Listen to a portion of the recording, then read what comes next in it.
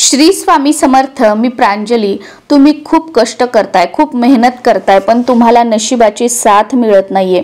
कष्ट करूनही तुमच्या घरामध्ये बरकत नाहीये, धनधान्यामध्ये वाढ होत नाहीये। त्याचबरोबर तुमच्या पतीला, तुमच्या मुलांना कोणत्याही कामात यश मिळत नाहीये। सतत अपयशाचा सामना करावा लागत आहे।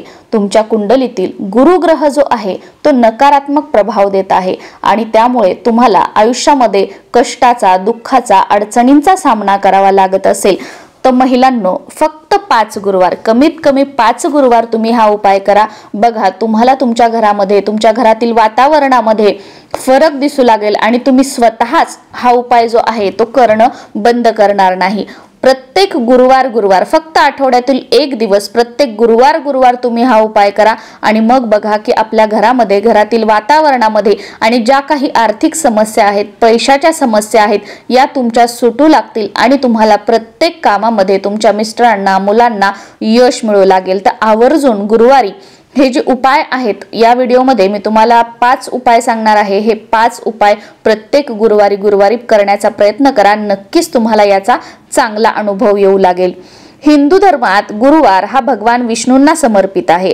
असं मानलं जातं की भगवान विष्णूंची पूजा केल्याने सर्व मनोकामना पूर्ण होतात आणि घरामध्ये सुख समृद्धी येते।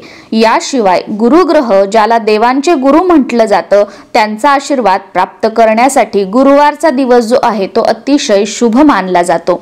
जो कोणी गुरुवारी भगवान श्री हरी श्री विष्णूंची, त्याचबरोबर आपल्या गुरूंची सेवा करतो, पूजा करतो, त्याला गुरुग्रहाशी संबंधित शुभ परिणाम प्राप्त होतात।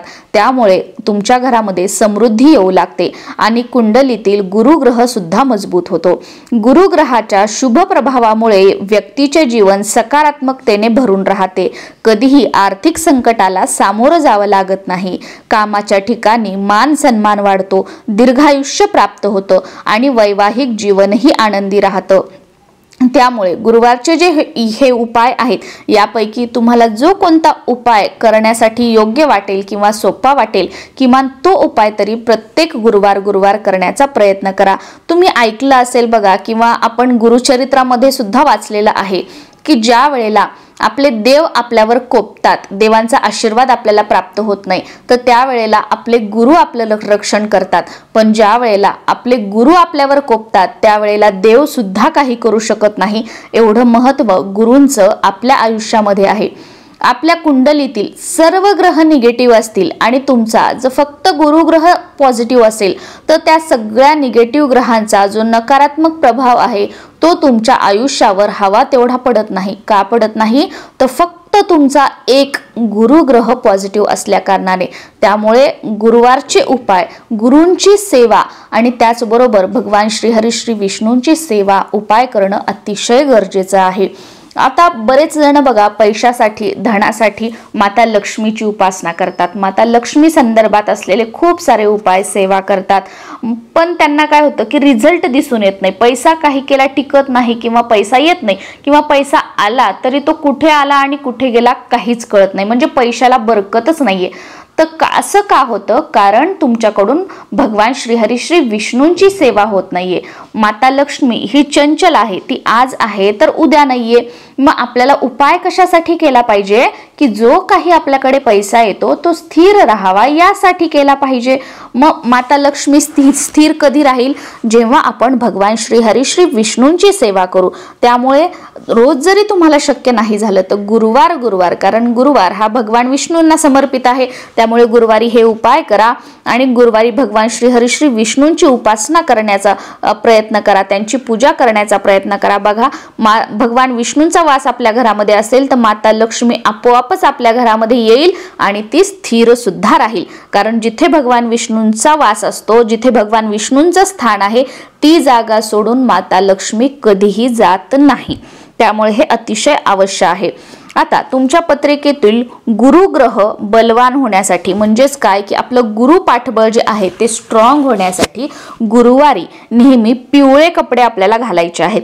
कारण भगवान बृहस्पतीला पिवळा रंग हा अतिशय प्रिय आहे।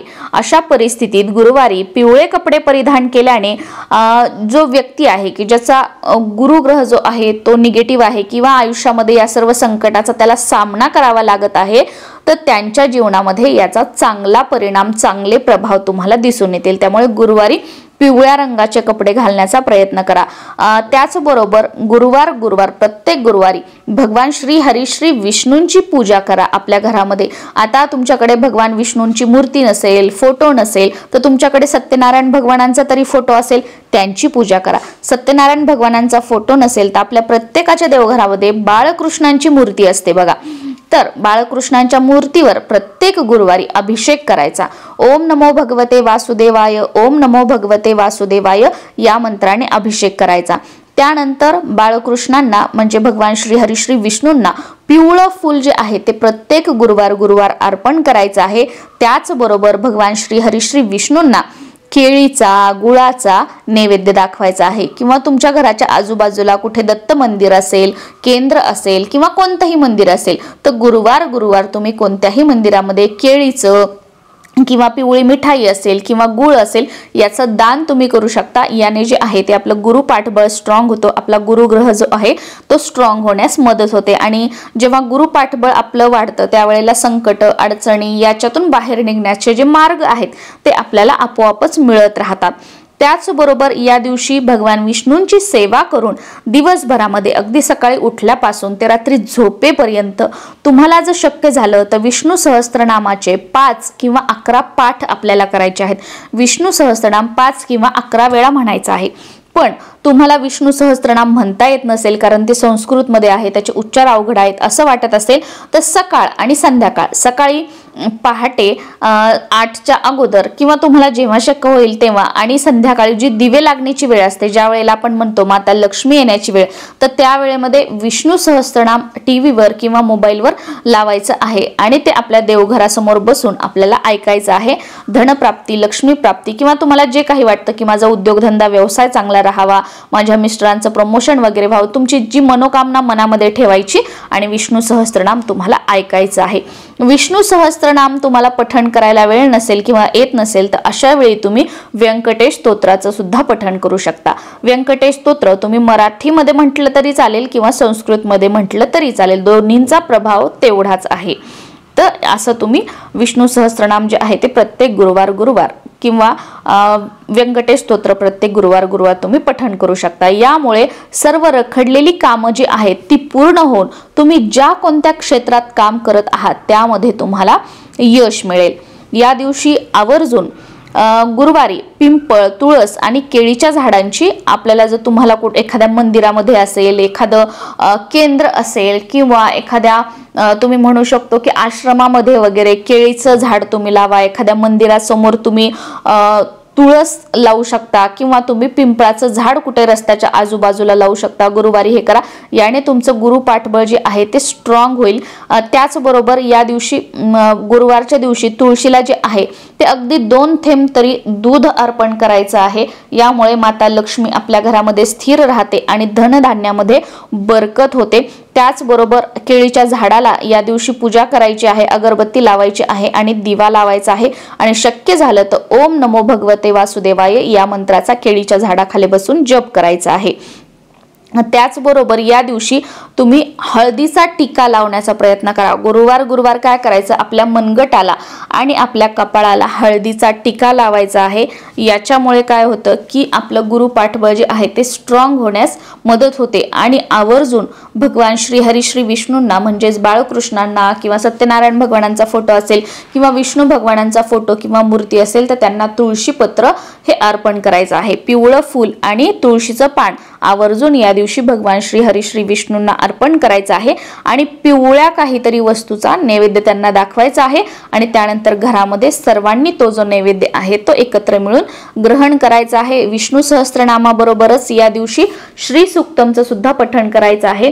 तुम्हाला जर शक्य झालं तर तुम्ही 11 वेळा श्री सूक्त म्हणा आणि 1 वेळा जरी विष्णू सहस्त्रनाम म्हटलं तरीही चालेल, पण माता लक्ष्मी आणि भगवान श्री हरी श्री विष्णूंची सेवा जी आहे ती या दिवशी आवर्जून करा। श्री स्वामी समर्थ।